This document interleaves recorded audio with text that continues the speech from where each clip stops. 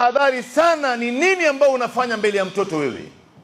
Usijaribu kufanya jambo lolote isipokuwa sawa mbele ya mtoto, hata kama ni mdogo kiasi gani. Mtoto anajua, mtoto anaiga, unamuona tu anatambaa, kumbe anajua kila kitu. Unamuona ndo anaanza kutembea na anajua kila kitu. Usijaribu kusema urongo, usijaribu kufanya baadhi ya mambo ambayo si sawa. Usivute sigara mbele yake, wala kutafuna miraa mbele yake, wala usitembee uchi mbele yake. Hizi zote mtoto anaiga. Si wewe leo mtoto wa miaka 7 na kuvutia sigara, wewe unamwangalia tu.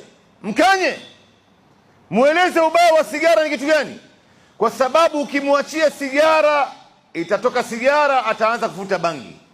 Ikitoka bangi ataanza kutafuna miraa na mogokaa.